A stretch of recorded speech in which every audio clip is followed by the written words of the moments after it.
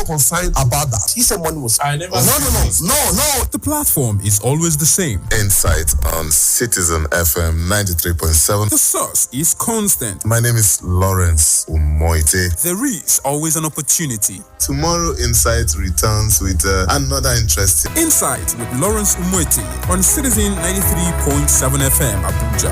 Be part of the experience.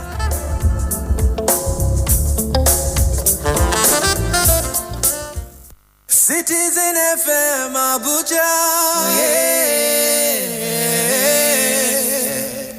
This is 93.7 Citizen FM Abuja.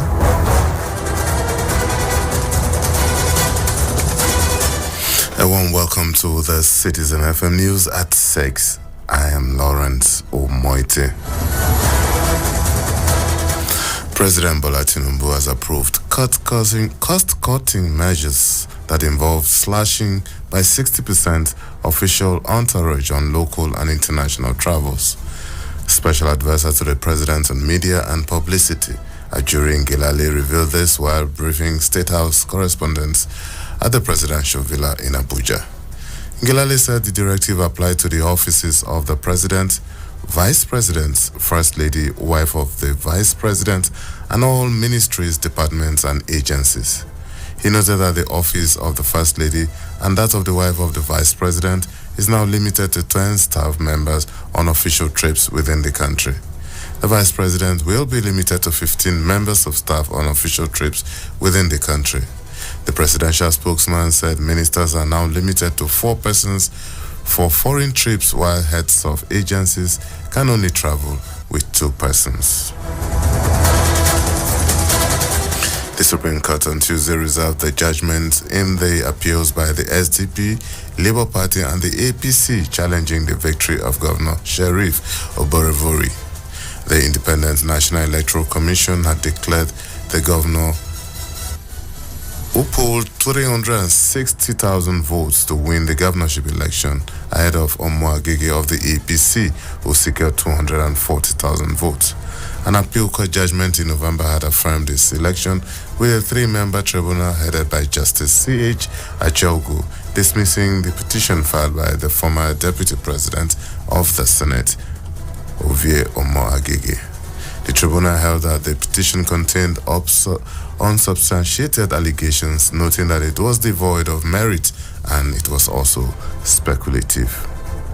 The Apex Court also reserved a judgment in the appeal filed by the Governor of Plateau State, Caleb Mutfwang, seeking to overturn the verdict of the Court of Appeal, which nullified this election. A 5-member panel of justices led by Justice Jan Okoro reserved judgment after hearing arguments from parties for and against the appeal.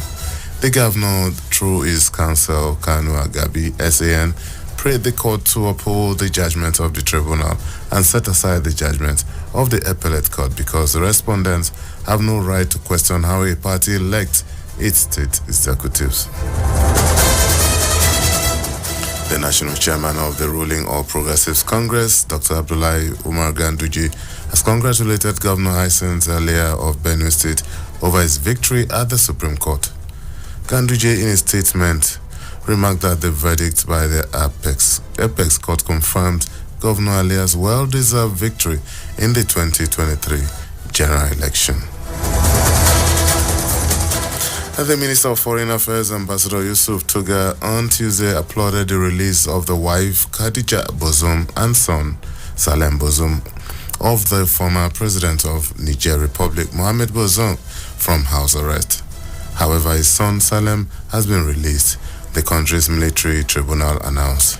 Applauding the release, Toga, who is also the chairperson of the Mediation and Security Council, said it is a logical step in bringing normalcy back to the country and the region in general. The federal government, through the Federal Ministry of Education, has set up a committee to look into the activities of private universities established in the last 15 years. The Minister of Education, Professor Tai Maman, on Tuesday said this will show if the private institutions under investigation have in place prescribed facilities, adequate management structure, and programs, among others. He also noted that the interministerial committee set up to look into the activities of illegal universities will also examine the veracity of the allegations of degree certificates racketeering within both foreign and local and private universities in Nigeria. Meanwhile, the National Universities Commission has denied reports on some media platforms that it has discovered over 100 fake professors in Nigerian universities. According to a statement signed and issued to newsmen in Abuja by the acting executive secretary of the commission, Chris Meyake, the NUC categorically denied these media reports. The commission referred to the report as fake, untrue, and a figment of the imagination of the authors. And on the foreign scene, a court in Sierra Leone has charged 27 soldiers with multiple offenses over an alleged coup attempt.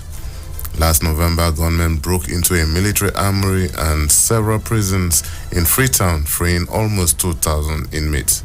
Authorities described this as an attempt to overthrow the government. Last week, in connection with the same incident, former President Ernest Koroma was charged with treason. He denied any involvement in the event, during which about 20 people were killed. Still on the foreign scene, the year 2023 has been confirmed as the warmest on the record, driven by human-caused climate change and boosted by the natural El Nino weather event. Last year was about 1.48 centimeters centigrade warmer than the long-term average before humans started burning large amounts of fossil fuels, the EU Climate Service said.